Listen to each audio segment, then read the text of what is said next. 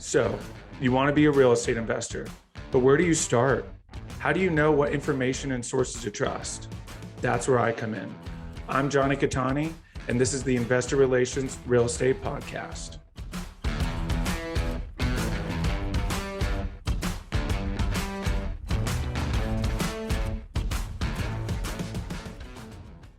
Hey guys, real quick, before we start, go to investwithcattani.com and download my free ebook, Is Commercial Real Estate Recession Proof? Now to today's show. What's up, guys, and welcome to another episode of the Investor Relations Real Estate Podcast. I'm your host, Jonny Cattani, and I'm joined today by Ryan Andrews. Ryan is a real estate developer, investor, and CFO managing partner at Hiatus Homes. He worked with partner Jesse Russell to launch the Hiatus Capital Fund in 2020 to grow Hiatus Homes' ability to scale with additional projects and provide investors with an opportunity to take part in these projects financially. Ryan is an expert in capitalizing real estate development projects.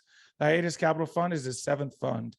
He also manages the Aerial Recession Resistant Fund, which holds equity in over 50 mobile home parks, self-storage facilities, and apartment buildings. Additionally, he manages U.S. operations for the Phoenix Real Estate Debt Fund, which holds a portfolio of 250 plus loans on construction projects across the U.S. Ryan has been a sponsor and CFO for 7 development and construction projects, totaling over $65 million in real estate. Ryan, welcome to the show. Yeah, thank you. Looking forward to being here. Absolutely. And if you're curious, Ryan is losing his voice a little bit, but we are very grateful that he's willing to power through for the show today. So before we get into all these funds, which I love, I'm a huge proponent of funds. Let's go all the way back to the beginning. Have you always been involved in this stuff, or what were you doing before, and what led you to where you're at now? Yeah, so I've been in finance for 15 years. Basically, my whole career has been in finance.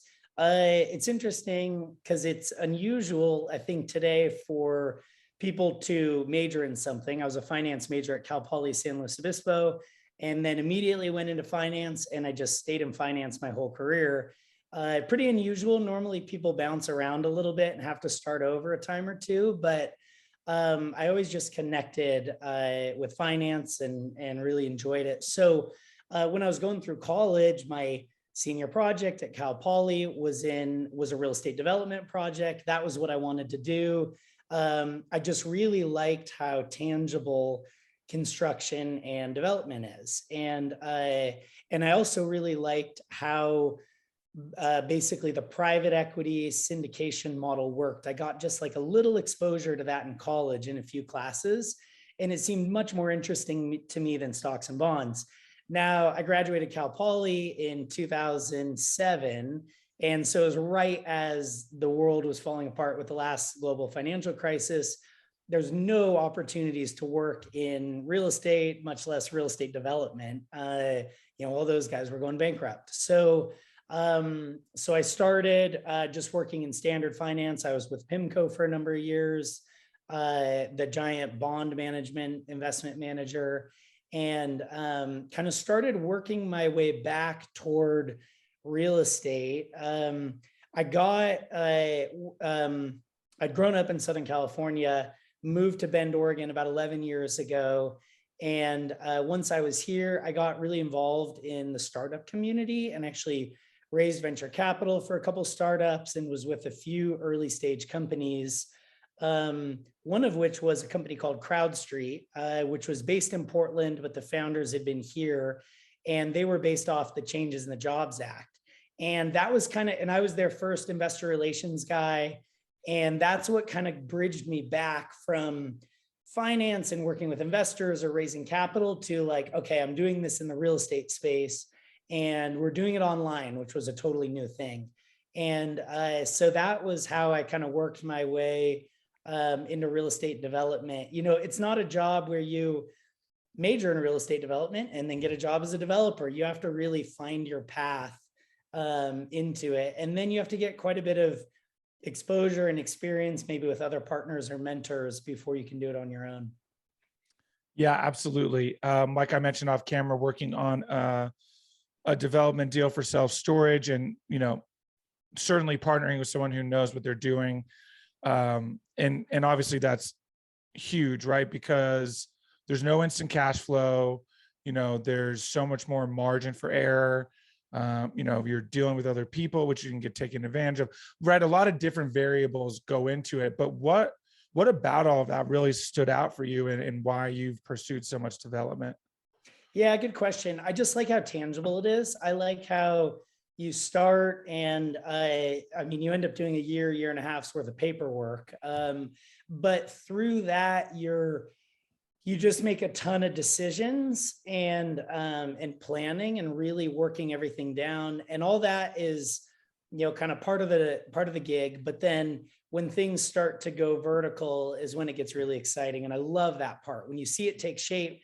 And the funnest part about that is, like, as the finance guy, usually by then, a lot of my work is done. Like, the money's lined up, the planning's done, the decisions are made, the structure, the equity and everything is done. And so at that point, then it's almost like enjoy the fruit of the labor and see stuff go vertical, take shape, see the vision become a reality. We've got a project, a Hiatus Homes project here in Bend, that we first acquired the land about a year, almost 2 years ago, about 20 months ago. Worked through entitlements on a subdivision. We got our letter from the city today, and taking that around to get signed for the new subdivision, which is pretty exciting. And but we poured our first foundation last week. Subfloor went in a day or two ago. Framing starts next week, and all of a sudden it's like, all right, here it is. It's real. And so a lot of my work happens up front as far as like aligning the capital and the pro formas and the projections and everything. But then once it's here, it's just kind of the management of that cash, making sure we stay in budgets and everything. And that's where I actually have a lot of resources and support from teammates on this part of it, because it's very transaction heavy as far as, hundreds of invoices a month, budgets, purchase orders, and everything that has to be tracked. Whereas the first part of it, the front end planning and capital raising and getting debt and equity, that's pretty much all falls on my shoulders. And so, yeah, it's fun once we get to construction. I really like that. Awesome. I love it. Yeah, I feel that as well. Right. I've gone out to visit the land a couple of times, and just, a piece of land. Right. And I'm very, very excited for that moment where that transformation process starts to begin. And like you said, it finally becomes real, because as of right now, it's just a piece of land. And I'm like, cool, this is a piece of land, Right. But so much potential, I think, is what really is so exciting. And so you guys have, we mentioned in your intro, you're on your 7th fund, a whole variety of funds. Why the fund model? What stood out about that, and really helped you guys be successful? Yeah, the fund model is really interesting. I think there's a lot of sponsors that are seeing the power of the fund model and the benefits of it. It's not without its drawbacks. What we did with the Hiatus Capital Fund, which is a pretty unique type of development fund, it's an evergreen fund, and it's a portfolio of development projects. And that's pretty different than the way development's been capitalized with equity for, 100 years or whatever. Typically, it's a syndication of equity investors. And so equity investors invest directly into like an LLC, and all that company does is own and develop that one parcel. And then when you want to do another one, you create a new special purpose entity and you get new investors to put money in that one, and they own just a piece of that one, and you do them one at a time. We wanted to do a little bit different model and kind of like adapt an evergreen fund to development. And the reason we wanted to do it that way is we wanted to basically, well, the way land is so competitive right now, if we were out there tying up land with, homeowners were like assembling parcels, we'll try and assemble a whole block from multiple parcels. As we get each one of those pieces under contract, they all might need, $50,000 or $100,000 in earnest money deposited. And then they're all on like a 90-day ticking clock of due diligence. And then that earnest money goes hard. And then you need to, you have X number of days to perform, and then you've got to buy the property and everything. If you're under that ticking clock, you're out trying to make deals that you don't have the capital for. And then once you've made the deal, you turn around and start calling all your investors and seeing who's got liquidity, who's got cash, who wants to put in this, how can I sell this deal? And you're on a really short fuse. And if you can't quite do it, then you lose the deal. And it just makes for frankly, a crazy, lifestyle to run that in like 90-day chunks. With our fund, as an evergreen fund, we're raising equity every quarter. We have cash reserves in the bank that pay for our current projects to, continue along for the next quarter or two. We have reserves in case we find a piece of land that we want to put an earnest money deposit down on. And then we know we're basically just always raising capital every quarter, typically somewhere between like 500,000 to, maybe a little over $1 million is how much we try and bring in every quarter, just depending on what our projected costs are going to be, or whether we're buying a piece of land next quarter or something. And so it's really given us a competitive advantage out in the market in Bend, Oregon, where we're trying to buy land, to be able to, kind of on a Tuesday, write a contract with somebody, and on a Thursday, wire earnest money into escrow and know, well, we've got 5 investors that we're hoping that are going to come in at the end of next quarter. And we know we'll have the capital to be able to, take this piece down, instead of maybe we can, maybe we can't. And it's a mad dash to get all the money. And so it's been a really fun way to do it. One of the other pieces of it is it allows us to basically move our equity between projects. So when an investor comes in, they're investing in 4 projects right now that we have, 4 developments. They're all at various stages. One of them just started construction. One's an apartment building under entitlements. We have 2 pieces of land that we just tied up that we're going through land use on. An investor gets a pro rata share of all of those, and they get distributions when profits occur at the end of each of those projects. But we take their original investment and we roll it to the next project. So for example, when our apartment building sells in a year and a half, we'll take the $2.5 million in equity that was in the apartment building, and we'll move that over to our 3-acre subdivision and use that to pay for the horizontal development and infrastructure on the subdivision. And for the investors, they get a real efficiency in cash because their capital is just like rolling over between projects. And so, we do a ton of planning, a ton of cash flow projecting, and we raise capital in advance and all to make sure we can pull that off. But that's essentially what we're doing with an evergreen fund in the development space. Wow, that's fascinating. What an incredible model as well. Like I said, I'm a big proponent of it, typically more on the single asset fund side, but like you said, a lot more people starting to recognize the power of the fund. One that comes to mind is Spartan, the self-storage guys. They just launched a fund for really the same reasons, right? I was talking to them about it, and just having that access to capital and being able to go in and not always having to, set things up and do all the paperwork. It really just allows you to be nimble and streamline things and get things done without always having to tap your investors. And by keeping it evergreen, you just have that constant flow. So with that, the Hiatus Capital Fund you mentioned has some pretty cool development inside of it. So kind of talk about, you mentioned like cottages. So kind of talk about that project. Yeah, so Hiatus Homes started as a basically building tiny homes on wheels 7 years ago or so. And at the time, it's really hard to find a place to put a tiny home on wheels. And yet there was a lot of momentum, and remains a lot of momentum around what I now call just kind of like minimalist living, people that are really intentional with their space and their possessions and how, and their commute and their location, and all that's really important to them. Energy efficiency too is a big value of ours and of our home buyer customer. We're building to net zero in almost all cases. And so that's much easier to do with a smaller home. So our first real development, we call Hiatus Benham because it was on Benham Road. It's here in Bend, Oregon. It was 22 cottages.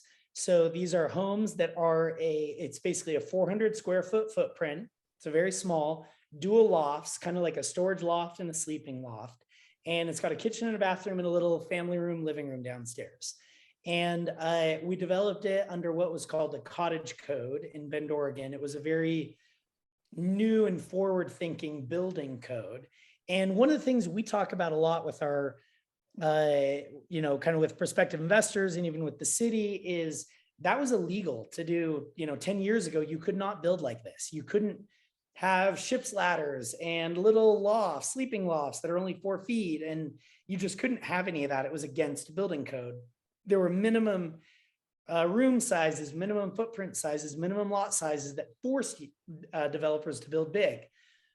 But there's also this huge demographic shift in the United States where when the suburbs were invented in, let's say, the 1950s, 80% of households were families. And now 80% of households are something other than families. And so all those other households, whether they're, 20% of US households are single people, single individuals that don't live with anybody else. There's a lot of like multi-generational living, a parent and an adult child, or an adult child taking care of an aging parent, or a adult parent taking care of a child that can't afford their own place. There's a lot of multi-generational living. There's a lot of single parents with one child part of the time. And so all those people have been forced to choose between either an apartment, which may or may not fit their needs, or a house in the suburbs that was big, and maybe they had to fill it with roommates because it was unaffordable by design. It was designed to be big with a big commute and a big piece of land. And so you got to pay for all those rooms and square footages. And so we came in and basically said, we think there is a slice of the market that wants a small home infill in city with walkable access or bikeable access to services, restaurants, shops, very urban, but it's still on its own land. It's still, single family residential detached. And these people don't want a huge property. And so we took a risk when we created that original development and went out and got about 20 investors that mostly, kind of invested on a whim. And then that project was very, very successful. I mean, the demand for those small homes was just unbelievable. We could have sold 100 of them. Today we have a waiting list of almost 2,000 people. Wow. Homes. And we're building like 10 homes a year, 12 homes a year. And so the demand, way outstrips supply for this type of housing. And that's just in Bend, Oregon. And so, building to a small energy efficient footprint is an important part of the housing solution, we think, in the United States. It's not all of it. Not all homes should be cottages. I have 3 little kids. And so I don't live in a tiny home kind of thing. But I live in a 1,400 square foot home. So it's small for 4 people. But me and my 3 kids, I have them about half the time. And so it's a great option for us. And so there's just a demographic that wants this smaller housing product. Yeah, absolutely. A lot of really, really great insight there for sure. And you're definitely in the place where that demographic, that minimalist demographic, kind of a hotbed for that demographic, much like Salt Lake City, seeing a lot of, ton of van lifers and kind of that minimalist lifestyle. At most they'll go stay in some kind of glamping, which, ultimately is really just a short-term tiny home, basically, you know what I mean? And so, yeah, you really are starting to see that and its footprint and the energy efficiency, all of the things that we really want to see moving forward in order to take care of the planet ultimately are kind of fit into all of this. And so you mentioned that before it would have been illegal. So what it sounds like is now cities are much more receptive to this development project. Yeah, it's interesting. In all business opportunities, one of the X factors is regulatory. And housing is a highly regulated market. As much as everybody wants to think like developers are, cowboys in the Wild West, not true at all. Developers are highly regulated. they do essentially exactly what the cities and the market tells them. And so it's like, what's the city going to allow me to do and what can I sell? And so cities, Bend is, I'm lucky to live in Bend, Oregon. And this wasn't pre-planned of like, I want to be a developer in Bend, Oregon, 10, 11 years ago. But Bend has really been on the forefront of building codes and kind of adapting the building code to new housing needs. And part of that's because so many people want to live here that it's forced the city to either let it become, like a Aspen or a Sun Valley or whatever, where the prices just go stratospheric. Frankly, they kind of are anyway. But it would be much worse if the city was not allowing and facilitating housing like this. We're then seeing the state of Oregon adapting things like this. We saw House Bill 2001 adopted about a year and a half ago here in the state of Oregon, which told all cities in Oregon above 25,000 that they had to have some kind of a cottage building code to allow this small unit development. Wow. And so now we're like, all right, we can go to any city in the state above 25,000, and we know we're going to get some kind of consistency around being able to run our playbook. Higher density, smaller footprint. In addition, there's House Bill 458 and some other things that are working their way, either that have passed but not gone into effect yet, as with Oregon's Bill 458, and then other legislation that's working its way through that'll get adopted. Now, as Oregon is doing this, other states are doing it as well and starting to adapt different building codes that allow this, because I think a lot of people realize what's gone on in real estate and that we have to facilitate easier development and different kinds of development, or else we're just going to get, both the stratospheric rise in prices and sprawling suburbs forever. And so it's really that combination that we're seeing. And Bend, Oregon has been a really cool place to experiment in this, like a cool sandbox to work in. That's awesome. That's really, really cool. And yeah, I mean, certainly, cities are really going to have to start allowing this, because we're going to run out of space, and you can only build so many Class A multifamily properties. I was reading an article about how developers can't keep up with the demand for Class A multifamily. And I'm like, where the heck are they? Listen, I understand wages are going up and more people kind of have a need for that. But, there's such an underserved demographic that still needs housing as well. And this cottage at least lends itself to that, because lower barrier to entry as well. If you're willing, even if you're not looking for the minimalist lifestyle your whole life, it's a great way to start, because you can still build equity and much lower barrier to entry as well. Yeah, it is. It is. So, I mean, from a price point, affordability is always a conversation. From a price point standpoint, we're typically in a lower category in the market for comparable stuff. Now, our per square foot price is higher because we're selling, a much smaller unit. It still has a kitchen, a bedroom, a location. The land is really expensive. The land development and horizontal infrastructure is just as expensive when you're doing small lots versus big lots. But we're able to build at a higher density, put more homes in. So we're typically less expensive than, a comparable home that might be, twice as much square footage, but the same kind of style and location. And so it does allow a little bit easier barrier to entry, or, for more wealthy individuals to buy with cash and not have debt or a house payment, or have exposure to interest rates or something. So, there's a few different ways this looks. We're also partnering now with a local group here in Bend that does affordable housing through a land trust model called CORE.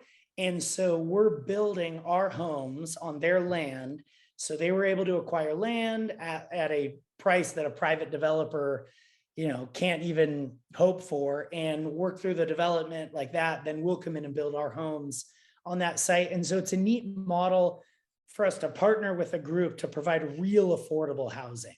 not just kind of like market rate that's less than competitive pricing, but it's like real deed restricted affordable housing. And so, that's part of our business model too, is creating partnerships to provide access to different homeowners. And so, we like that. And there's part of the minimalist movement is to do that. Yeah, absolutely. I love that. And kind of from the from the investor standpoint, you mentioned a lot of them kind of did it on a whim. What was it like kind of presenting that and raising that capital? As far as like, what were the returns? No, in terms of like, presenting it to your investors and getting them on board with the project. Yeah, for the original Venom project. Yeah. So let me answer that in kind of two ways and even tie it back to the fund conversation. So one, for the original Venom project, my partner, Jesse Russell, really spearheaded that. I was like, I don't know, like the finance advisor on him. And so, he and I would meet all the time and go over strategy, and I helped him figure out how to structure it and capitalize it. But at one point I patted him on the back and was like, all right, dude, you got to go raise $1 million. And he was like, what, how do I go raise $1 million? But, he started calling through his network and asking for referrals. And it took a year to raise that $1 million because he was a new developer. This was a new concept. It was mostly people that bought into the idea because there was no track record to speak of. They bought into the idea, just like investing in a startup. It was that risky. They were rewarded with like 20 to 30% annualized IRRs for taking that risk. So it was a great project for them, depending on kind of what their timing was that they came in. But there was also like some really cool investments in confidence that made that project happen. There was a pipe or a water irrigation ditch that needed to be buried. And in the winter, there's no water flowing through it. So that's the only time you can pipe it and bury it. If you can't do it, then you have to wait a whole year and you can't get your building permit because your irrigation ditch is still open. And so the Jesse hadn't raised enough capital to pay for the infrastructure to do that. And the infrastructure contractors were like, you know what? Don't worry about it. We'll just do it. And that'll be our equity contribution into the project. Nice. And that like was such a linchpin in bringing that project together and making it happen right there. Those guys have now gone on. They do all of our horizontal development. They've even invested in our fund. So matter of fact, we have like our architects and engineers and our horizontal contractors and a bunch of our subcontractors and investors have put their own money back into the fund, which is cool. They just believe in it. And to kind of tie that back into the, why do a fund instead of individual syndications? And this is a really important point. And this kind of grows out of my background. So when I left PIMCO, I started raising capital for a tech startup. Never done it before. Super hard year. Raising venture capital is totally like, it's its own education and hard knocks. Right. But what I learned over the course of that year was how to sell like hope and a dream and a vision that did not exist, and how to sell a team that like I just had to be able to sell that like this team can pull off the hope, the vision, the dream. And so learning how to sell that intangible was like something it took me months to learn. But once I figured it out, just how to talk around it, I was like, oh, I get it. So now when you're selling a syndication, you're selling a thing.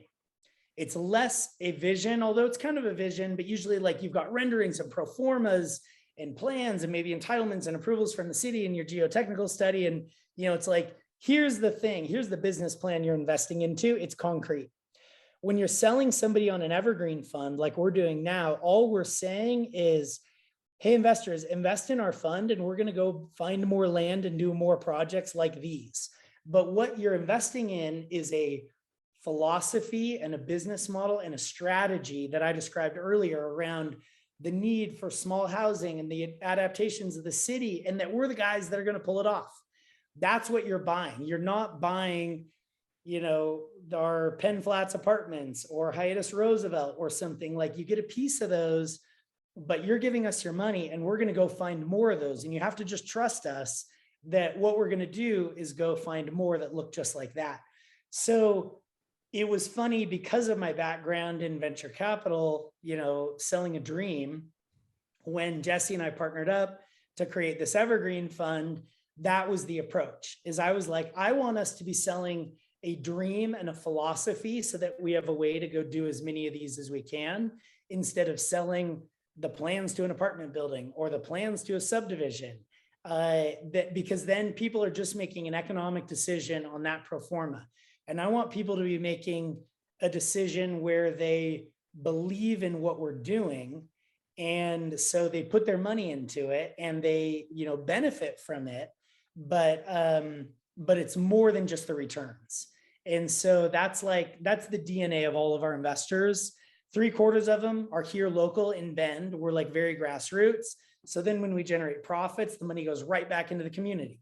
And so, we do it once a month. We do what we call a hiatus hangout. And it's basically a happy hour. And we invite all of our investors and prospective investors and engineers and friends and architects and vendors and subcontractors and plumbers. And it's like, come hang out. We're just going to talk about housing and real estate and investing and all this. And at first everybody was like, what is this? And then now we've done several of them and it's really fun. So people invest and then they're like, well, I'm also getting to be a part of a like-minded community. So it's way more intangible than like I'm selling a real estate syndication that's going to earn a 16% IRR over the next 2.5 years. Like I'm not doing that. We often don't even get into returns and yields, although we publish our pro formas every quarter. But it's like, buy into the philosophy and the market's going to take care of all of us. And it has so far. Wow, that's awesome. That's like the true definition of impact investing right there. And you guys have even gone beyond that and created a community of it, which I love so much because you really don't see that very often, where it's, and especially with all of them being local, that's really, really incredible. I love that so much. Yeah. Well, my first two funds, I love that you brought up impact investing. First two funds that I ever managed were impact investment, angel investing funds. And so I like indoctrinated myself in that philosophy of like, you vote with your dollars as an investor, not just as a consumer, you vote with your dollars as an investor. And that's something that I definitely brought with me here. So yeah, I love that you called it that because I hadn't used that term. Yeah. That's it sounds just like it though, more or less, because again, you're on kind of the affordable housing and the energy, like it really just encompasses all of it. And that's so awesome. But we are kind of winding down here. So we'll jump into the final 5, which is the final questions I have for all of my guests. I'm very excited for your answers. Best advice you've gotten from a mentor?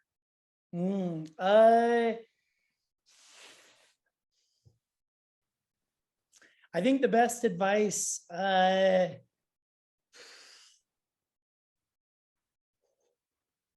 don't know. I might need to come back to that one.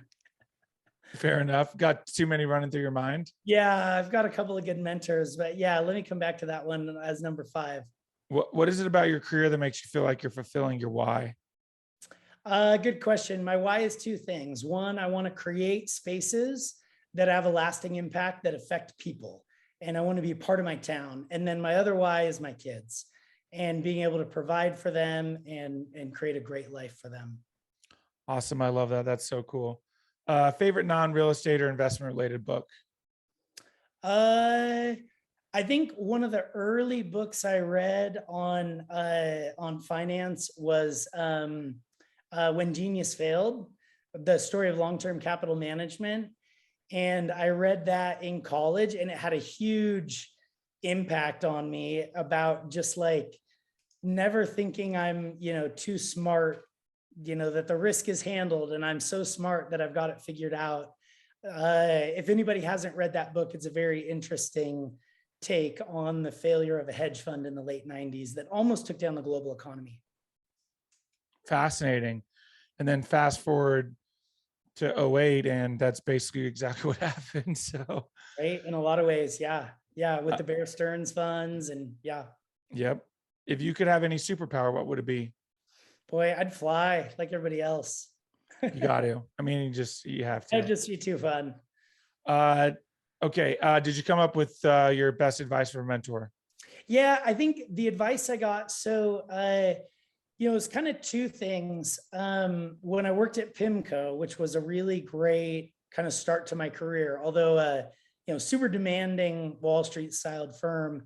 I think I learned two things. One was PIMCO always invests like very macro oriented. And so I had several mentors there that really ingrained me in looking at what's going on in the macro markets, that it's the tide that moves things up and down, not the waves.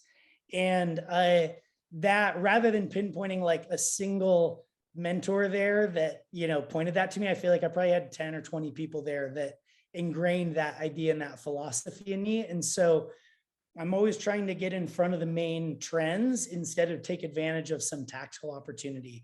That's kind of one piece. The other is in working with investors, one of the differences between like a professional sophisticated investor and a non-sophisticated investor is knowing when and being able to lose money. And there's a time to cut losses and move on. There's a time to recognize the opportunity cost of continuing to double down on a bad investment and not stay in something longer than you should. And that advice has stuck with me, and just that kind of differentiation between, smart, savvy investors and like not sophisticated investors. And I feel like that applies to investment managers as like knowing when to be like, geez, the market changed, or we made a bad decision. We need to recognize a loss or a write down, or, move on from that project and cut our losses and move to something else. We can all live to invest another day. But hanging on to something for, years or millions more to try and bail yourself out is hardly ever works out. And so that's always stuck with me. And I try to remember that and not, it's very hard to recognize a loss, but realize that like there's times you need to and move on. Yeah, that's definitely one of the most difficult things. Like I was a stockbroker for a while, and one thing I told people, at least in the stock market, this isn't really in real estate, but if your account's down, it's not really a loss until you realize it, right? And so if you just ride the wave, it's going to come back, and it always does. And real estate's the same way, right? If you lose the equity in your house, it's going to come back. You just got to wait for it, or whatever project it is. But yeah, realizing something's actually a loss and being able to walk away has got to be one of the hardest things as an investor. It is. Absolutely. It's tough. And yet in real estate, and this was an important function of our fund, is when you're forced to realize that loss is when you can't hold your land or you can't hold a non-cash flowing asset. If you have liability on land when there's not like a house on it or something generating either rental income or a short path to liquidity, you're in trouble because you've got, it's like a guillotine above your neck. Every month that debt service bleeds you out. If you own your land in equity, you can always go back to your equity investors and be like, guys, we don't have to realize our loss. Let's hold our land and let's wait a year or 6 months or 3 years. And then let's see where we're at. As long as we can pay our property taxes, nobody's going to take our land away. And so we always seek to either own our land free and clear, or have our investors own our land kind of outside the fund free and clear, but, with a sales contract for us at some point. Or if we put debt ever on land, it's basically like, an old house on the land that we're trying to replat that covers the debt service or something like that, where it's very low risk debt. Because the debt is often what forces you to realize a loss. Yeah, absolutely. I love that, especially when it's literally forced by the bank and there's nothing you can do. So I love that perspective to own outright. One thing we presented to investors with this deal is, and we actually lost our investor. we might get them back. But ultimately, in the end, we have a land play. Worst case scenario, we just list it for, 50% more than we bought it for and sell the land and, split it up and go our separate ways. Totally. Yep. But you can't do that unless you own the land, right? So if you take on debt to buy the land, that debt just stacks up, and that's when you get in trouble as a developer, for sure, is what I'm learning. At least I say that as if I've developed before. I have not. That's truly just what I've learned so far. So yeah, that's a good lesson. It's a very important lesson. There's 2 rules I always joke about that you learn your first day of developer school, which of course developer school doesn't exist. So it's kind of a school of hard knocks. Yeah, exactly. But one is, if your project only pencils because you trended your values, like, you're in trouble. If you're like, well, the market's going to appreciate over the next 3 years. See, look how great our project is. But if it doesn't work, if it was built at today's numbers, you can't always depend on that upside. So that's kind of one thing.